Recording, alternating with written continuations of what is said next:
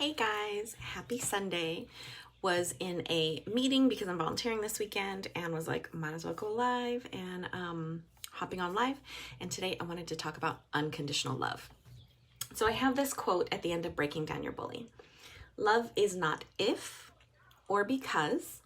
Love is anyway and even though and in spite of. So thinking of unconditional love is just unconditional love is love without conditions. That's love that doesn't, I'm blaming it on Sunday because I don't work on Sundays, but my brain is not flowing. Okay, let's rein this in. Okay. So it is love without conditions. It isn't love that like you do this and I'll love you, or you do this and you'll earn my attention. There's no earning involved, right? So it's you exist and I love you because of who you are. The only two relationships I have in my life that I can compare this to, because I'm in the middle of a divorce, so hopefully I'll have more in the future. And unfortunately, I don't have this relationship with my parents.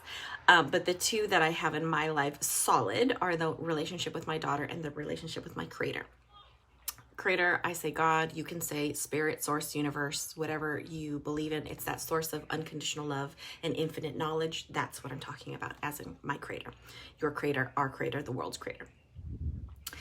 And an example of with my daughter, it's a joke. So this is a joke, but I joke with my daughter that if she were to kill someone, I would be very disappointed and angry at her and bitching at her as we are burying the body.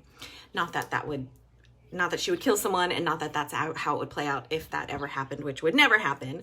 But the point is for my daughter to know in her soul, to never, ever question if I love her, to never question, if there's anything she can do to make me stop loving her. I want her to know in her soul that there's nothing she can do to make me stop loving her. I will love her unconditionally, period. Unfortunately, I don't have that in other areas of my life. I hope you have it in more areas of your life than I do. I'm very blessed to have it in two areas of mine. But with unconditional love, if we can create those relationships outside of us with like my relationship with my daughter, I have that relationship with friends where we love each other regardless of what we think about each other's lives. We're like, oh sis, you're making a mistake and I love you anyway, and I'll be there for you if you need some support at the end of that decision. So I do have it in other areas of my life. So that's actually, thank you. But how can we turn this in and do this for ourselves? Because we all have parts of this that are parts of ourselves that we aren't always fond of, or that we aren't always proud of, or parts that we think is wrong or bad, or we try and like shove in a closet. How can we love all of those parts of ourselves, even the ones that we are maybe ashamed of? The beautiful thing about this is as we learn to accept those parts of ourselves and love those parts of ourselves, they sort of integrate and they calm down. So I can tell you from my own experience, I used to be very judgmental, right? I was the best at everything. I was better than everyone else. I was the best. And then as I started to do this work, I no longer am as judgmental. I do find myself having moments of judging. It's rare. It's like maybe once every 2 weeks or something like that. So it's rare, where before it was like my entire life.